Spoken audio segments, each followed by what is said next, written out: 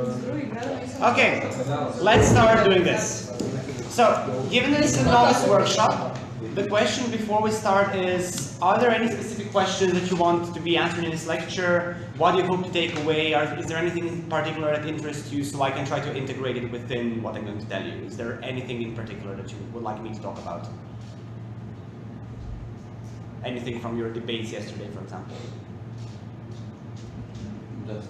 Right, then we'll point of thinking, like what are the when we are having a preparation, what things should we consider, what doesn't. Yeah, sure. That's. I would say just like how to make it like as clear as possible, so it's easiest for me when I come out there to be like, okay, this is the main thing that I want to talk about, and then not get lost. In terms of how to make prep time clear. Yeah. Okay, sure. I think that's exactly what's going to be the result of talking about this first slide. Okay, so the first thing we're going to talk about is prep time and how to manage it effectively. I think that the problem that a lot of teams have when doing prep time is that they either A, panic because they know absolutely nothing about the motion, or they just dive headfirst into arguments because they think they know quite a lot about the motion. Both of those two is wrong. The first is wrong because if you know nothing about the motion, then probably what you need to do is exchange the information, all the information you have with your partner because you're like dealing with limited resources. In the other situation, if you know too much about the motion, it's very easy to overlook important arguments because you're deeply opinionated about the motion, you believe it's about this one thing, and if you start going into arguments immediately, you're very likely to overlook stuff. So no matter your level of knowledge, your first order of business is to talk about what is the clash within the debate. In other words, what are teams going to disagree on? What is everybody probably going to agree on? And what is going to be debated?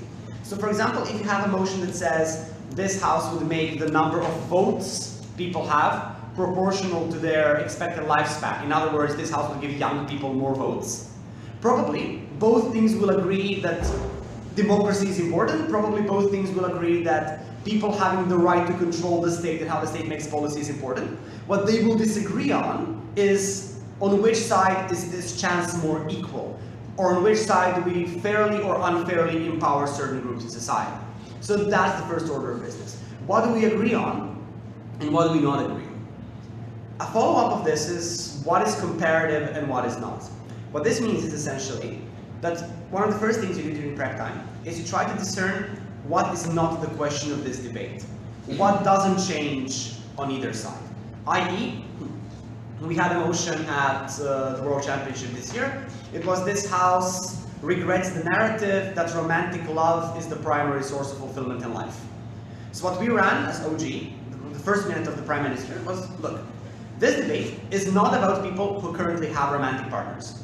They don't care about this narrative. If the narrative exists, that it is the primary source of fulfillment. If it doesn't matter. These people have partners, they're happy, and they don't care. If they are comparative, they're maybe comparative for our side. Because if you believe that love is the primary source of joy, then you're probably more scared to lose it, and you're less likely to enjoy the moment, more likely to be manipulative, I don't know, try to control your partner, whatever, but largely they're uncomparative.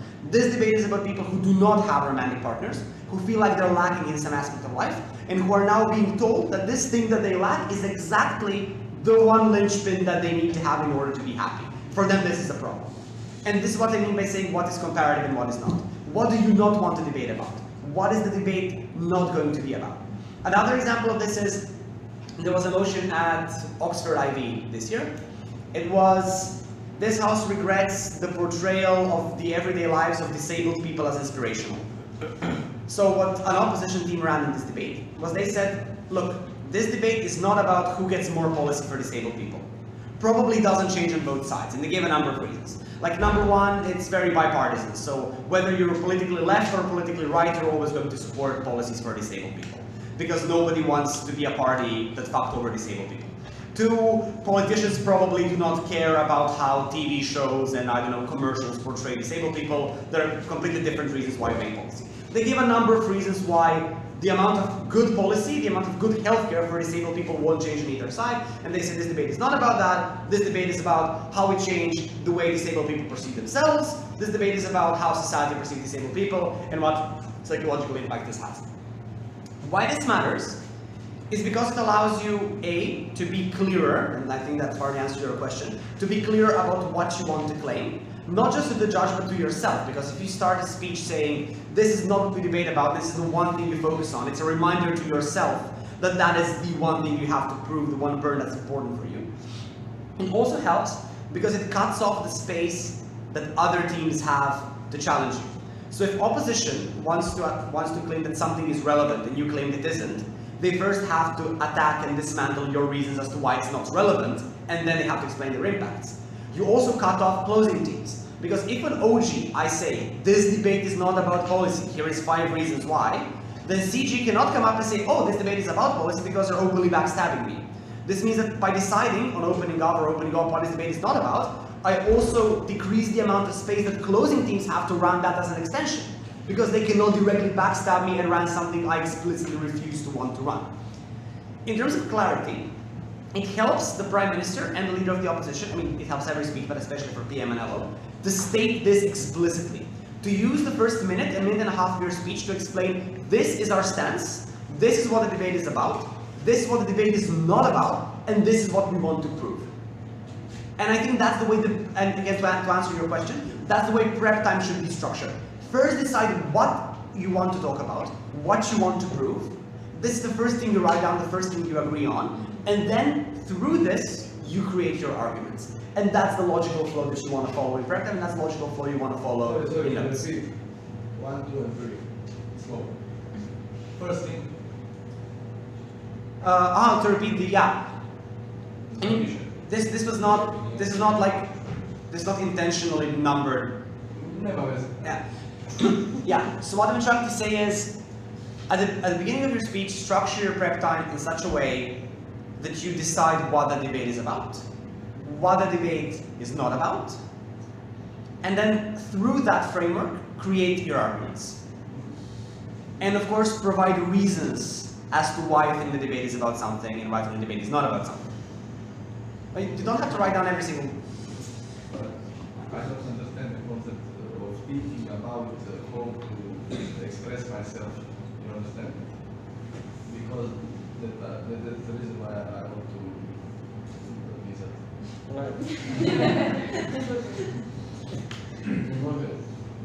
Znači, o čemu je debata, English, it's being recorded, so.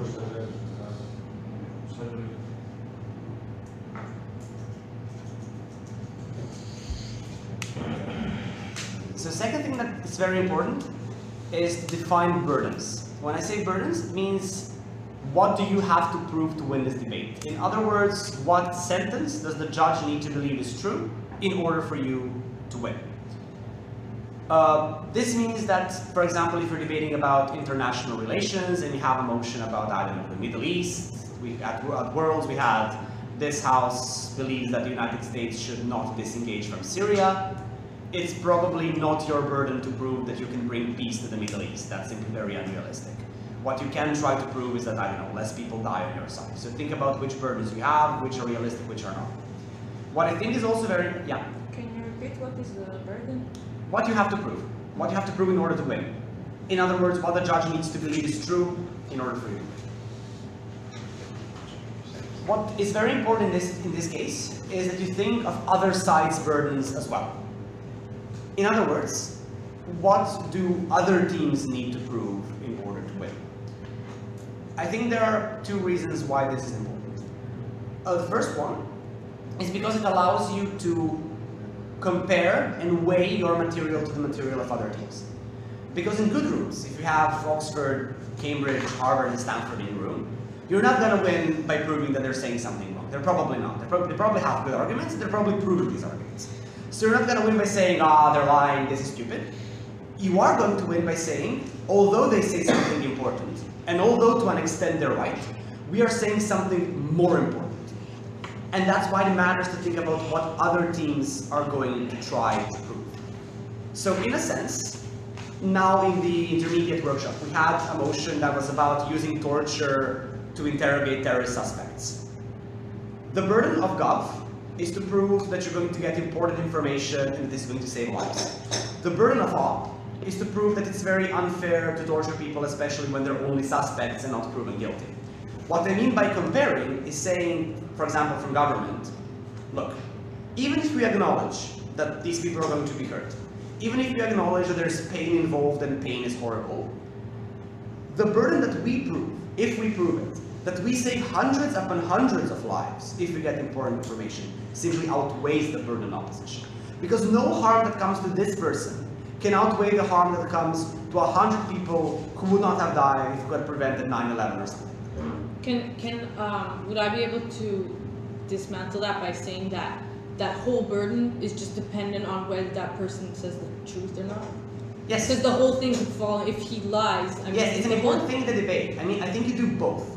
I think, if, for example, if you're government, the first order of business would be to try to, and we're going to talk about this later when we talk about preemptive rebuttal, but you try to lower the impact that they make by making this claim. You can say a number of things. You can say, look, interrogation is something that is done by experts, we have secret services, we have psychologists, we're going to determine whether or not torture is a useful tool for a specific person depending on their psychology. You can say, it's very unimportant that this person is only a suspect because in the status quo we already imprison people. For example, we have like investigatory jail. Yeah. You're not proven guilty, but you're in jail, so you don't run away before trial. There's a number of things you can say in mitigation, like to reduce their impact. But then as an even if, you can say, okay, I've just proven to you why their point is not as effective. But even if it were, the comparative between burdens is such that if they prove perfectly that this person is harmed, and if I prove perfectly that 100 people are not harmed, 100 is more than one. And this I mean, it's very oversimplified the way I explain this now, but it's just to illustrate what it means to compare. I think you had a question back there. Can you say the education is a mental pain all anyway, so there's to come even? Yes, that can be a part of the opposition analysis to prove why this pain is incredibly excruciating and no person should ever go through it, yada yada. Okay, so the third thing that's written on here, that's what I talked about, so have a logical flow in prep times, do not dive headfirst into arguments. What is also very important for you to think about is, when I say context, characterization, and stakeholders, it just means asking yourself certain template questions about the debate. I mean, like, where does this debate happen? Who does this debate specifically impact? Which groups? At what time? I mean, to be more concrete, you had this practice motion yesterday about welfare being determined by children's success in school. So if we wanted this debate to be about reducing poverty, we would have said the motion this house would give more welfare. There is probably a very specific reason why we as a CA team decided to condition it specifically on children behaving in school. And then the questions you ask yourself is, how does the life of that child look? What are the problems of a child that is struggling with poverty and simultaneously with school? Ask yourself questions about the context. Try to visualize the life of this actor. How does their life look? Or for example, if you have motions about policies, what do these policies look like? For example, at World there was a motion, this house would heavily disincentivize women from having children. The question you want to ask yourselves is, what does it mean to heavily disincentivize women? What kind of policies would this entail? What would the government have to do in order to heavily demotivate women from having children? First, try to illustrate the world, and then from the world that you're creating, try to make arguments.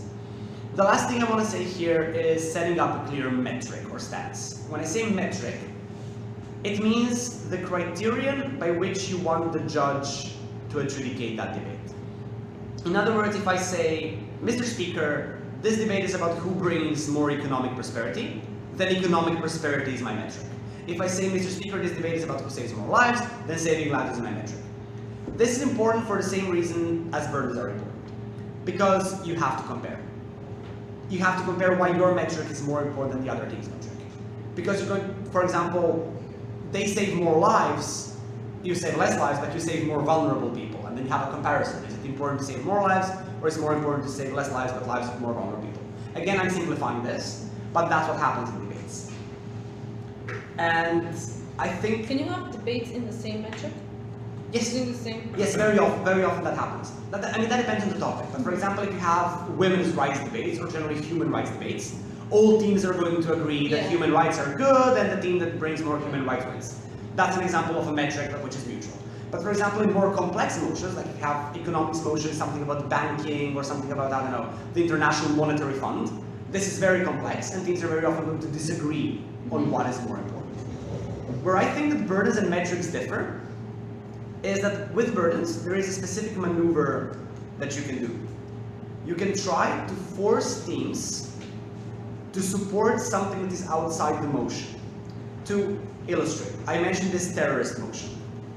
And now opposition comes and says, we cannot torture terrorist suspects because they are only suspects. They're not proven guilty, therefore it is unfair to punish them. What I can do with burdens from government is that I can come up and say, okay, but in the status quo, we already punish people who are not 100% proven guilty. I gave you the example of investigatory jail. So we send people to jail before trial, before they're proven guilty, so they do not run away. After we send people to jail, we are never 100% sure that they're guilty. That's why we allow them to appeal. That's why we allow them the possibility of parole. But we still keep them in jail. And then what I can say through using burdens is, opposition, if you want to make the point that we cannot punish people because they're not 100% guilty, then you also have the burden to prove that you would abolish investigatory jail, or that you would abolish jail as such. Because you can never be 100% sure that somebody is guilty. Therefore, the institution of punishment should be abolished. That is the maneuver you can do with burdens. To tell a team, if you support this, then you also have a burden to support something else. Either you support both or you support nothing, because it's analogous.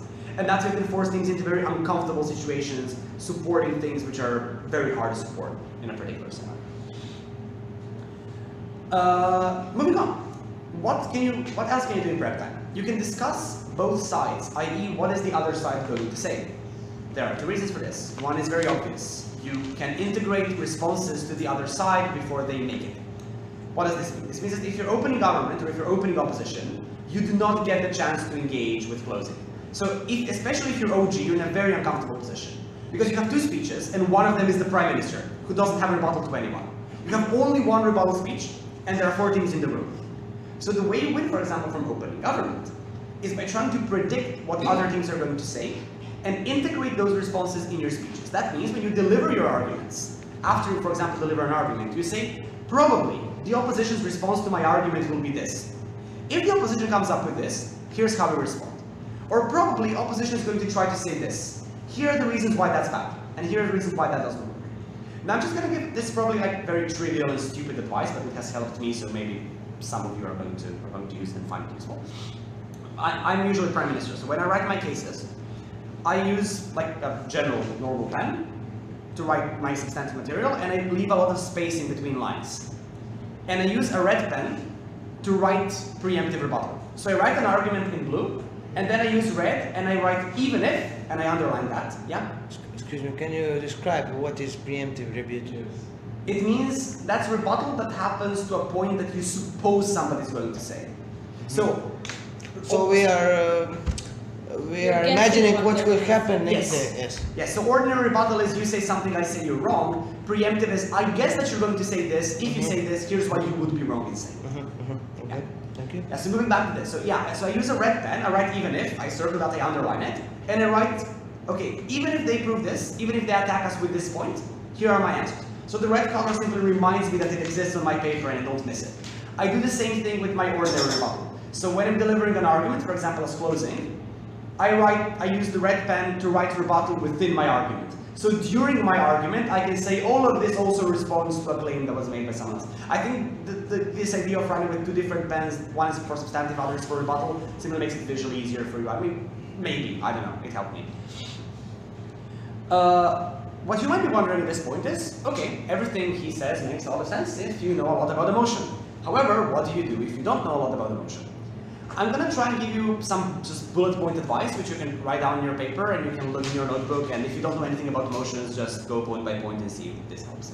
Okay, so the first advice is don't panic. It sounds stupid, but very often people do not make good arguments and they fuck up motions simply because they get scared when they see the motion and they stop thinking. So that's the first advice. Now moving on to actual debating advice. Do word-by-word analyses of motions that you get. So literally, word by word, what does this word imply for the motion and for the world we're debating? I mentioned this debate about governments heavily motivating women to have children. So Lovra and I, we debated this debate in a position where neither of us is really good at making narrative arguments in social justice debates, especially about feminism, because we are 2 ESL dudes from the Balkans. However, the word-by-word analysis helped us make the debate about something else. Because if you read the motion says this house would heavily disincentivize women from having children. what does it mean to heavily disincentivize? What policies would this mean? So if it says heavily, and emphasis is on heavily, this means the policy probably needs to be radical, right? So this probably means that you do not have paid maternity leave for women in that world. This probably means women do not get tax breaks. This probably means they get less child support. By doing so, we made the debate not about the woman's right to choose, we essentially made the debate about where mothers get better policy. And it was a very good strategy, because also as closing, we got to say, yeah, opening half talks about choice. It is the policy that we talk about that enables or disables that choice. There was also another motion which is a good example. Belgrade Open last year. This house, as Serbia, would pursue closer ties with Russia and Turkey at the expense of ties with the European Union. So here also look at the wording of the motion. You have Russia and Turkey. The fact you have both of those in the motion means that you can choose which one you're going to pick as most important, or which one you know most about, and then talk about that specifically. So that's why we do a word-by-word analysis, because even if you know nothing about the motion, at least one word is going to give you a hunch. At least one word is going to give you some kind of thoughts, procedural if nothing else. How is it going to be implemented? What does it mean to heavily do something or not do something? So some word-by-word analysis can help you go through these things. The next thing is drawing general presumptions. So even if you have a very specific motion, you can generally deduce certain general claims, general truths about what you're debating about.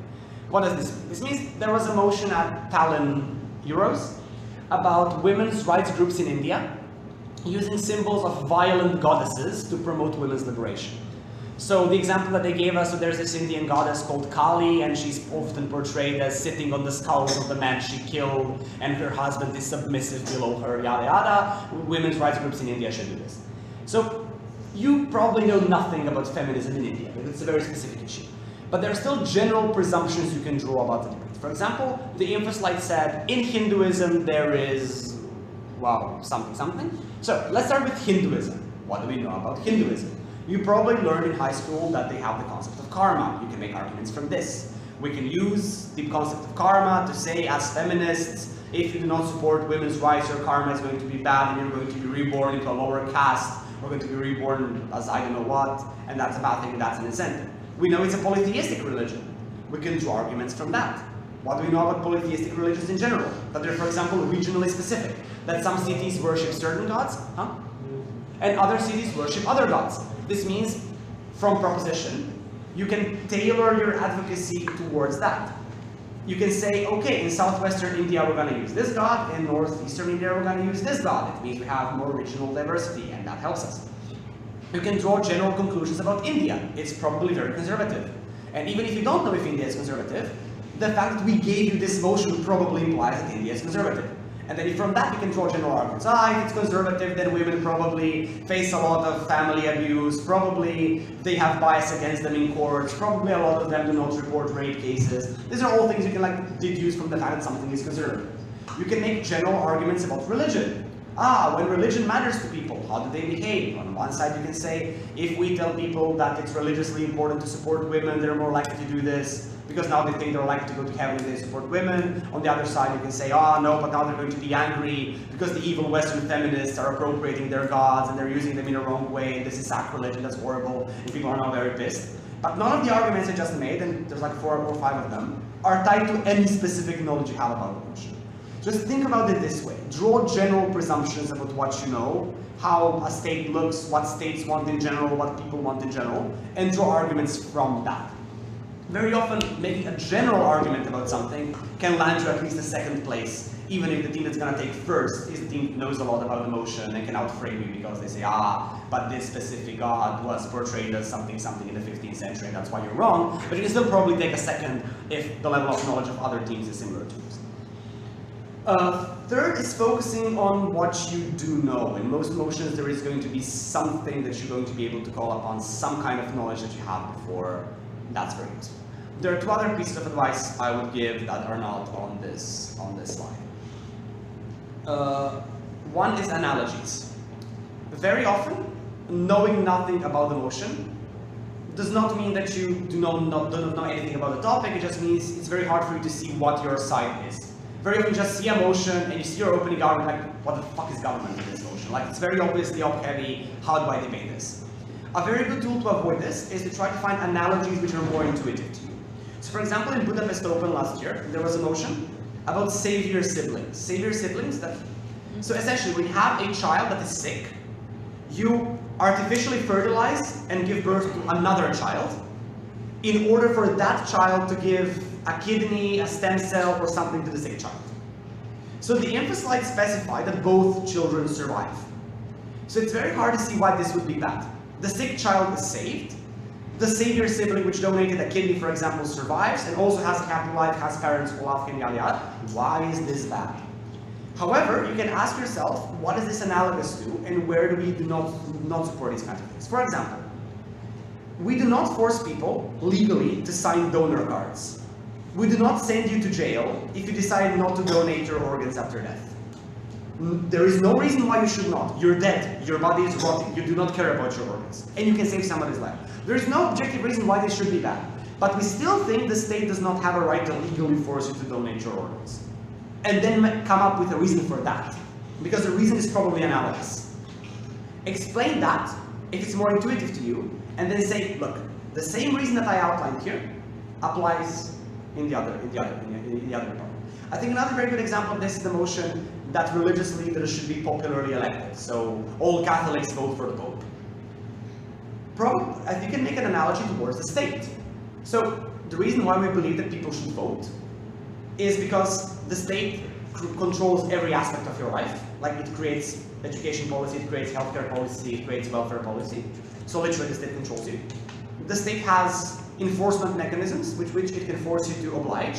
So the state has the military, the state has the police, the state can force you to do its bidding if you don't want to. And thirdly, you cannot opt out of the state, so you cannot avoid being in a state. The world is made up of states, you're always in a state. So the state is incredibly powerful in contrast to you, and you cannot avoid being in a state. Given this inevitability, you need to have some power to at least control that state, so you have some choice within it. Probably opposition would agree with that. Here's the analogy. The same thing applies to religion. Because, one, the state controls every aspect of your life. Religion does too. If you are religious, you have the Ten Commandments, you have the Quran, you have the Torah, and these rules are far stronger than the rules of the state, because the punishment for the rules for breaking the state's rules is jail. The punishment for breaking heavenly rules is hell, which is worse. The second thing is, the state is infinitely more powerful than you. So is God. If you believe God exists, he probably has far more power to punish you than the state does. Third thing, you cannot opt out of the state, you cannot avoid the state. You cannot avoid religion. Because A, you're probably born into it. So your parents, your friends, people who you trust have told you from a young age that this is true and that you should believe this. And secondly, it's very hard for you to abandon religion. Why? Because if I'm 18 years old and I've lived in a conservative community all my life, I have a huge cognitive dissonance in the sense that my parents, my teachers, that everybody has told me this is true, and now I'm doubting it. Who is right? If I'm wrong, and they are right, and hell exists, I made the worst decision of my life. I damned myself to eternal fire and flame. So, what am I trying to say by this? It probably is not intuitive at first glance why you want to have Catholics select the Pope. But you can say, if opposition believes that voting should exist, if opposition believes democracy should exist, then they should also believe that this has to exist. Because all the principles which apply to the state apply here, and they apply even more. That's how you debate by analogy.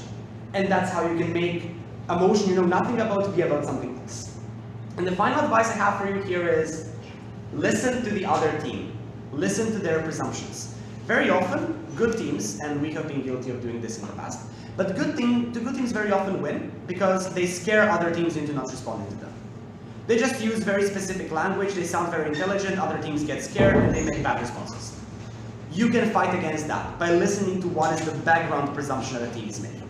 So in the European Championship quarterfinals we debated, there was a motion about the International Monetary Fund taking complete control over the financial and monetary policy of countries where it intervenes. Opening government is a very strong team, and they make a very logical case which says, when the IMF goes somewhere, they decrease interest rates. That's good because it brings more investment. Here's the issue. I don't need to know what the IMF is. I don't need to know what interest rates are. I don't need to know what investment is, for God's sake. The only thing you need to realize is that what they're saying is, you have 50 cases. In all 50 cases, the IMF does the same thing. it's not a big logical leap to conclude that if you have 50 different contexts, doing the same thing in all 50 is probably stupid. It's the same thing as saying, I want to befriend all of you, and I make the same joke as an intro line to everyone. Some of you are gonna laugh, but some of you are gonna think I'm stupid or offensive or whatever, because you have different personalities. The same thing applies here. Their background presumption, if you move away all the fancy words in the economics, their background presumption is, do the same policy in 50 different contexts. If you explain why that is stupid, not necessarily in economics, in life, you've already done a great deal of damage to their case. Because the only thing you have to say is, some countries have mountains, others have meadows. This means they have different economies. This means that they have different investment. This means it's probably stupid to have same policy. That's it. So just listen to teams and listen to their background presumptions far more than being intimidated by the way that they make arguments. Did I just skip a slide? I didn't. Okay, so before I give you this drill, do you have any questions? Okay, then I will now give you 6 to 7 minutes to think about this motion. This house prefers a world where individuals cannot deliberately lie. What does it mean? Namjerno. Think about what the clashes are, that is, what are teams going to disagree on, and imagine you're opening government and find burdens. What do you have to prove as open government in order to win? It's 15:53 now. Let's say we're going to start discussing this at 15:59.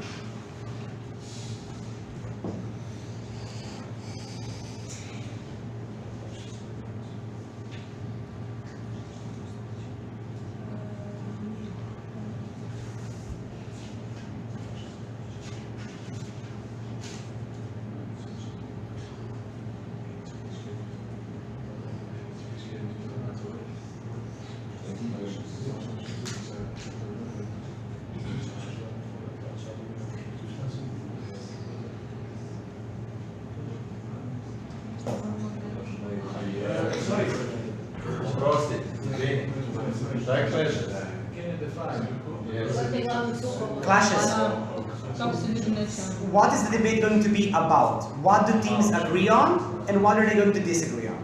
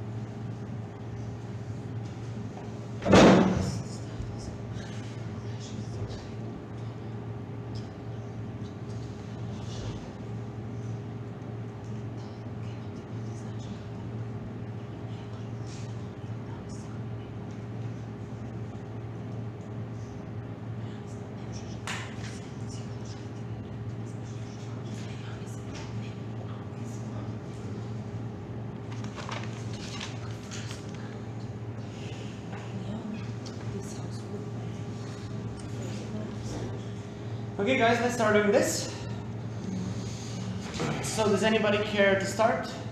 Yeah, sure. Okay, I think that the main question would be on the one side, freedom of the individuals, that they can do whatever they want and they have the freedom to do what they want. And on the other hand is the society in general, and in which we think that we would have a healthier society if there wouldn't be so many lies and children would have better life and healthier life and everything.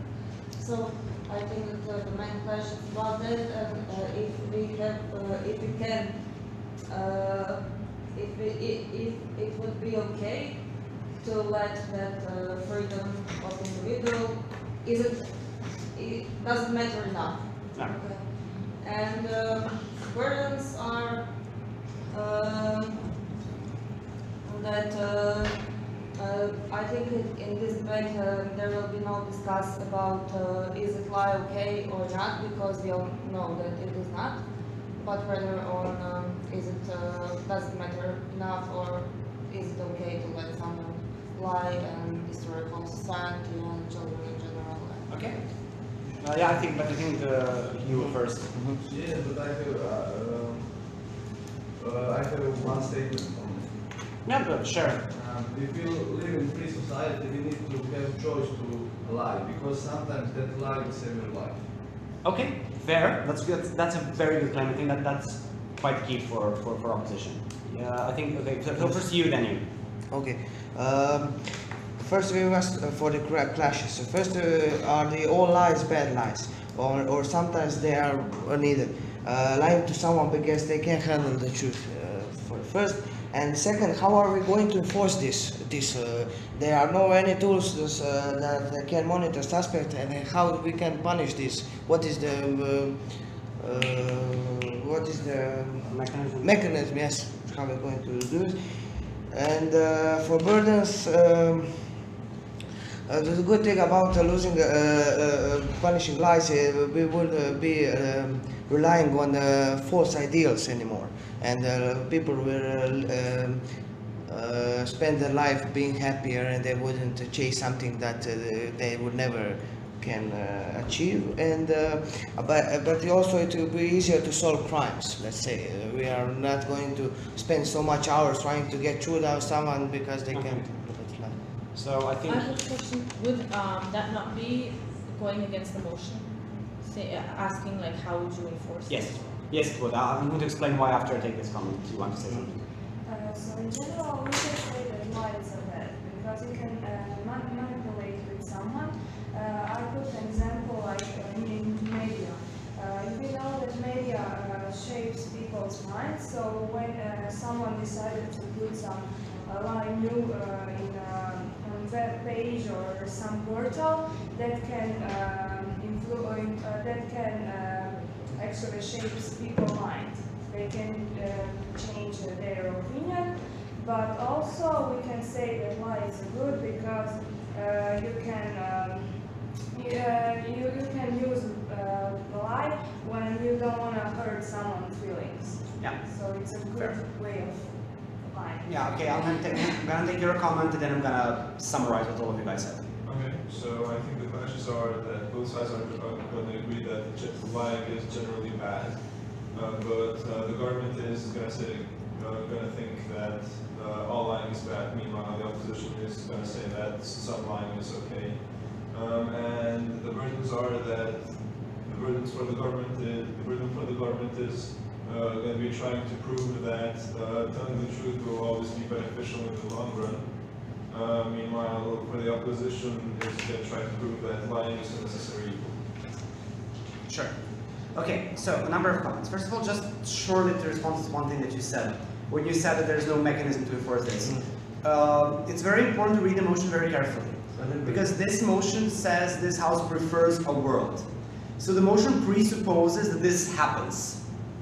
There is a world where somehow it is possible that people cannot deliberately lie. It says prefers a world. The world is given to you by the motion. This is not a policy. Yes. If it were a policy, it would have been this house would, and then do something.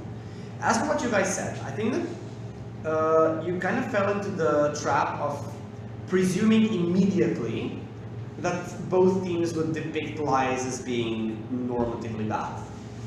I'm not sure that would happen. And Can I we think have a clash of whether lying is good or bad and how much of an influence lying has? yeah, I mean, in a practical sense, I don't think it would be a good idea to have a clash about whether or not lying is good in a moral sense. Because Yeah, but in like a practical Yes, sense of yeah, like yes. society functioning yeah, or economy yeah, functioning. it's very hard to like prove that. that lying is bad in a moral sense for two reasons. One is that morals differ, they're very Yeah. subjective depending on your position. The second is, as all of you have noticed, there are situations where it's good to lie. So the clash is practical, whether or not society is more or less functional. But therefore, I don't think that both sides would agree that lying is bad. I think government has to admit that there are situations where you have to lie. And I think your comment was very good there, because there are situations where lying can save your life. For example, if you are in Northern Ireland and somebody forces your car to a stop at, I don't know, a traffic light and opens your window and asks Catholic or Protestant and holds a gun to your head, it's probably very important for you to be able to lie depending on whether you believe the person is Catholic or Protestant. So the first thing you have to ask yourself when talking about these clashes of burdens is, what is realistic for us to prove? Do we want to run from government or from government the line that lying is bad? Probably not. Probably not, because we cannot prove it. We cannot prove it conclusively. We can prove, however, that there are situations where it's incredibly important that people cannot lie. For example, political candidates.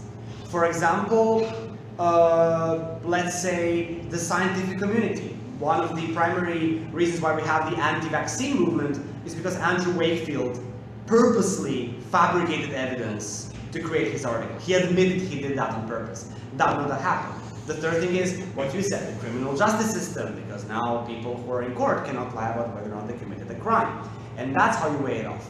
You admit to opposition that some lies are good, but the situations in which lying can help you are less numerous than the very important situations where not lying is better. And that's how you weigh it off. Think about what is realistic for you to prove.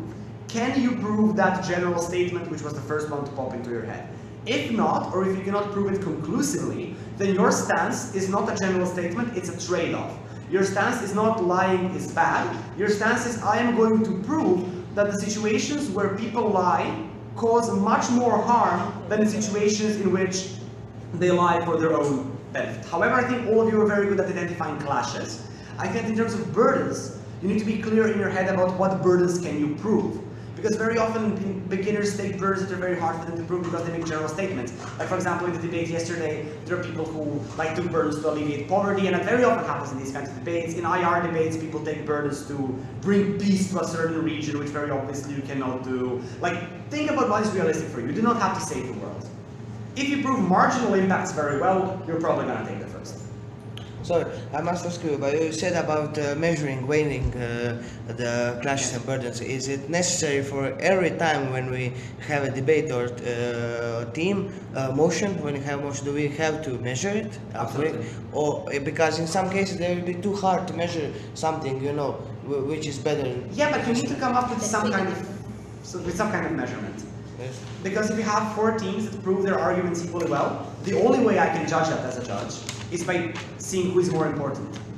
And you make it easier for yourself and for me if you tell me why that's the case. And you increase your speaker points by doing so. Good, good. Okay. Now let's move on to role fulfillment. So this is just like a theoretical part, but what Soji and O need to do, I think you know this to a significant extent. We're just gonna I have a question to what he said. Would it be better then to just take a different metric? Yes, but you also need to compare. If you have different metrics, you need to compare why your metric is better than the other metric. So you cannot escape the reality of comparing and debating, unfortunately, or fortunately, depending on your perspective. So OG, in short. OG has to define the motion. What this means is that you define the terms in the motion that are necessary for the debate to happen. This doesn't mean you have to define every word. So if you have this house would, you do not have to define this and house and would. But you have to define the terms that are important for the debate. So if it's this house would heavily disincentivize women to have children, what does it mean to heavily disincentivize? Or this house supports ecological terrorism to achieve ecological goals. What is ecological terrorism and what are these ecological goals? The terms that are going to be debated about should be defined. And if necessary, you have to introduce a model. This happens specifically in this house would debates. So motions that are phrased as this house would are policy debates and require the government to create a model. What does a model mean? A model means that you essentially say, who implements this? How is it implemented? How much time will it take? Is it costly? Is it not costly? Like general procedural questions. Don't overcomplicate it. You are not policymakers, you are debaters. Like you literally need a 30-second model for everyone to be clear upon what this means. So for example, in yesterday's debate, like the school children thingy, a model would have been for you as government, for example, to decide whether you would increase everyone's welfare and then just proportionally increase it based on your success. So I don't know, if you have a D, you get a 100 euro increase, if you have a C, you get 300 euros, or you just want to increase it for the top of the top.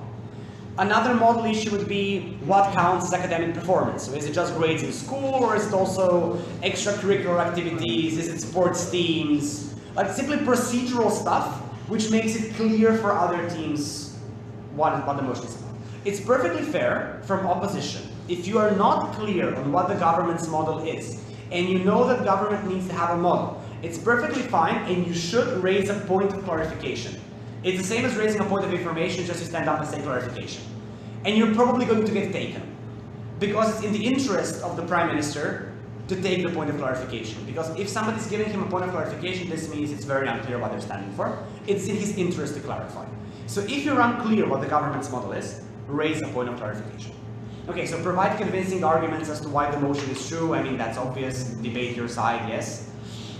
In terms of speeches and speeches roles, so the Prime Minister is probably, I mean, simplest. Not simplest, but most linear of all PP speeches. You simply deliver the case as it was prepared in prep. So you should, as a Prime Minister or a leader of opposition for that matter, have a speech written down. I mean, not in terms of full sentences, but you should have a speech written down and that speech delivered. As a Deputy Prime Minister, listen to what your Prime Minister says and fill in the gaps. Very often, you do this on purpose. So if you have a good case and you have a large case, you are aware that the Prime Minister is not going to have enough time to deliver all of these arguments. So communicate that to your partner in prep time. So if you have an IR motion and you want to run 3 arguments, and the third argument is about why this will hurt the Muslim minority in China.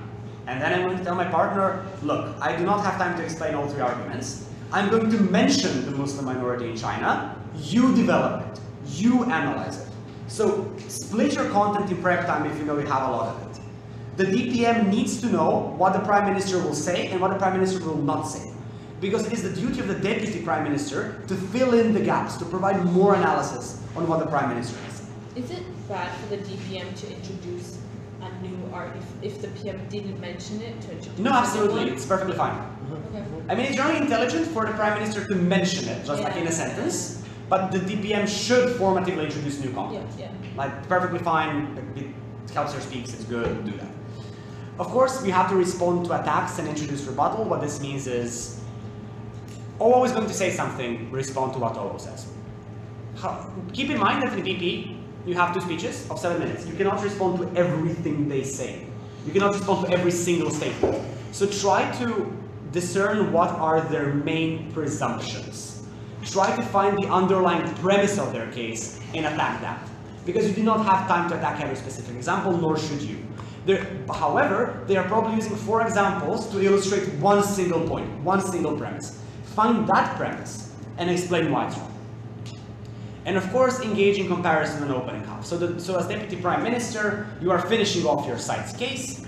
You should have the moment which says, okay, here's how we are more important than OO, and try to have a preemptive comment on closing sides. I find it a very elegant move, as for example, open government in DPM, to say, whatever closing government is going to bring, it will necessarily be dependent on, I don't know, our principle, or on the mechanisms we brought to you. Whatever the extension of closing government, they have to use our case, they have to use our material in order to win. Of course, you cannot just say that, you have a reason why you believe that's true, but it's a very elegant move to have like this preemptive comparison to the closing side and simply makes it sound more persuasive.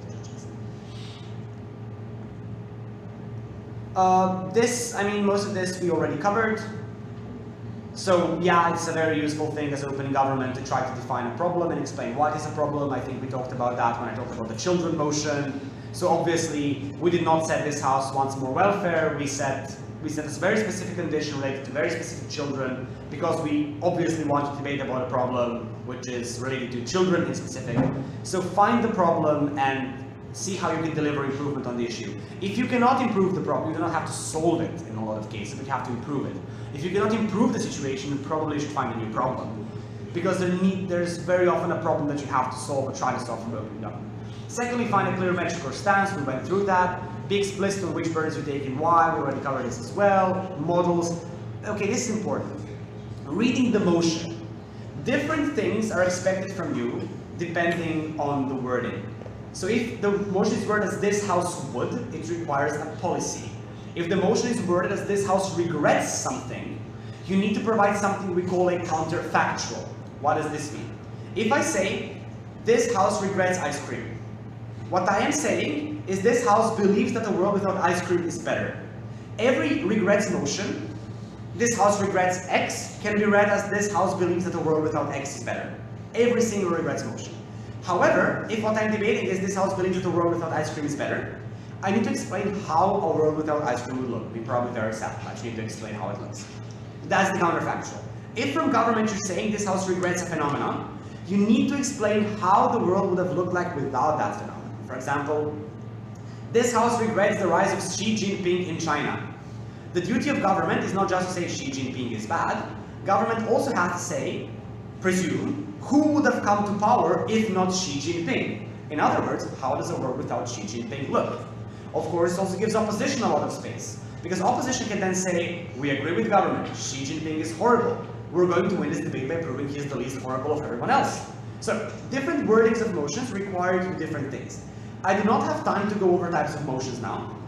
However, you can all contact me on Facebook when this academy ends and I'm back in Zagreb, and I can send you a document or a PowerPoint presentation which deals with different types of motions and how they should be debated. So just contact me on Facebook or something. What was your name? Tin Puljić. I'm just gonna write it down. I don't know if Croatian suits you. Možeš mi na hrvatskom. Nemam pojma ko je Hrvat od vas. Ne razumijete svi naši. The last thing is, points of information are important from opening half. Be strategic in deciding who you give them to and what you want to raise. So for example, unless you're 100% positive that the closing opposition is very bad and probably takes a fourth because you know them and you know they're bad, you probably want to give closing opposition a POI as opening government. Why? Because you do not have the chance to engage closing opposition. The only way you can engage with them is by giving them a point of information. It's probably very good to give POIs to a team which you cannot engage with. On the other hand, when you are raising POIs, it's very often wise from opening government and opening opposition to use a point of information to remind the judges of the material that you brought. So for example, if closing opposition is talking about something and you think it is stupid, you raise a POI that says, look, closing opposition is stupid. We gave you 4 reasons in our PM speech as to why that is true. That is our material, not closing governments. So using points of information to remind the judges of what you brought. I find it very elegant to put an explicit comparison in the POI. It's perfectly fine when you're bringing back your material to say, this is our material. I very often start my POIs with, unlike what closing government wants to say in their, unlike closing government who's trying to pretend that their extension is not derivative, we are the ones who actually brought responses to this. So give that comparison. Explicitly say closing government is derivative, their extension depends on our material, whatever. And lastly, open law. Okay, provide arguments against the motion, yes. Secondly, you do not have to prove that everything open government says is wrong. And this is very important. This is what I was talking about a few minutes ago. First of all, you don't have time to prove everything is wrong. Yet secondly, very often, not everything they say will be wrong. If they're a good team, they're gonna, so even if they're not a good team, they're gonna get something right accidentally. They necessarily have to accidentally tell the truth once in 14 minutes. You cannot prove that everything they say is wrong. You need to prove that either their main premise is wrong, or that you have more important material. So do not consider it your duty as opening opposition to prove that everything they say is wrong. This is just like an outline of things you can do as remark, right? So you can say, oh, their problem doesn't exist. This is already solved. We have other mechanisms. We don't have to implement this policy. Or you can say, it exists, but why is this a problem? We really don't see this as an issue. So for example, if they say, we should not intervene in Venezuela because a lot of kittens will be harmed. You can say this is probably true, but we do not see why we should care about kittens when deciding about military interventions. Technically, the problem exists, but it's less important than alternative problems, i.e., in the lying motion, yes, it is probably true that now we have less choice in order whether to lie or not, and this limits our scope of communication, but it is more important that politicians cannot lie to us when making promises. So the problem exists, but we have a greater problem to solve. The problem exists and is important, but the motion doesn't solve it. So for example, this, if you're debating about introducing quotas for women in parliaments, yes, women are discriminated, yes, it's a problem, but we do not solve this by quotas in parliaments. Or is a uniquely bad solution compared to alternatives? We can use the same example. Don't implement quotas in parliaments, but I don't know, have more conscious gendered education in schools, or introduce legislation to, I don't know, even up the pay gap, whatever. I'm saying stupid things right now. I'm just giving alternatives from my head, just to illustrate what this means. The last thing which you can do, and this is very important, is counterpropping. Counterpropping means that you, as opening opposition, decide to propose a different model. So for example, if the motion is, let's say, this house would intervene in Venezuela, militarily intervene in Venezuela, a counterprop would be, this house would exclusively send humanitarian aid to Venezuela. So you propose a different model for solving the same problem. What is important is that counterprops have to be mutually exclusive to proposition. So if the motion were reversed, if the motion were this house would send humanitarian aid to Venezuela, you cannot counterprop and say we would also intervene, because it's not mutually exclusive. You can give humanitarian aid and you can also intervene. So there was a motion about creating, like in cities which have high drug consumption rate, that you would create a part of the city where drugs can legally be consumed. So opening opposition counterprop legalizing all drugs, and they were fourth, because that's not a legitimate counterprop. I mean, they were not fourth just because of that. There's not an automatic fourth, but it very, very much contributed to them being fourth. Why? Because it's not mutually exclusive. So Gov says legalize drugs here. Op says legalize drugs everywhere. Op's counterprop contains OG's model. That cannot happen. It has to be mutually exclusive. But very often... So then it's okay for OG to say, this is dependent on our case. We got this. Yes, but I would do two things. I would say, one, this is illegitimate within the BP format, but let's pretend it's legitimate. Here's why it's still stupid. Like, always have the even if line. But just keep in mind, counterprops mean that you take a higher burden upon yourself. Naturally, because it means you have to propose a different model. And of course, at the end, respond and engage, because lack of engagement is usually more harshly punished in opening opposition than in opening government. Why? Because first of all, unlike opening government, you have two speeches which can engage. So in OG, the Prime Minister has no rebuttal. On OO, both the leader of the op and both the deputy leader of the op do rebuttal. You have more chances to engage, therefore the bar is higher for you to engage. And secondly, you have the last say. So opening government cannot respond to DLO. The DLO is the last speech on the opening half. Given that you have a speech which opening government cannot respond, we expect you to engage more than we expect OG. And of course, same as an OG, try to predict what closing teams will say. Any questions? Yes. Šta je bilo ovo heršing? Kako bi se to prevedeno? Koje, gdje? More heršing, više? Harshle, strože. Can you define what needs to do leader of the opposition, but in short terms, like 3 things, that's it? Yeah, so the leader... 3 main things for every guy of opposition. Yeah, so the leader, so what the leader of the op does is essentially the same thing as the Prime Minister, but with rebuttal. You have to respond to opening government's case, and of course, given that you also have to provide your own case, do not try to respond to everything they say. Outline like 2 or 3 main premises, and respond to them. And then, same as Prime Minister, you deliver your case. My advice for leader of opposition is to try to integrate responses to OG into your case. Because if you try to have external rebuttal and deliver your case, it takes a fuckload of time. It really takes a lot of time. Rather, just a moment, rather, while delivering your case, say things like, this also responds to OG when they say this, or this also acts as a response to opening up. DLO, data delivery proposition, functions in the same way as DPM, literally the same, except that he has a better position to do comparisons because he heard 3 speeches before him, whereas DPM heard only 2. But the role is actually the same.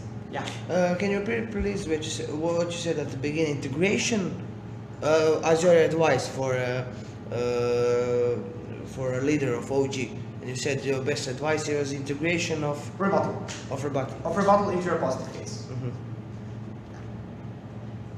So let me just check the time. Do we have time to do a short drill? 6.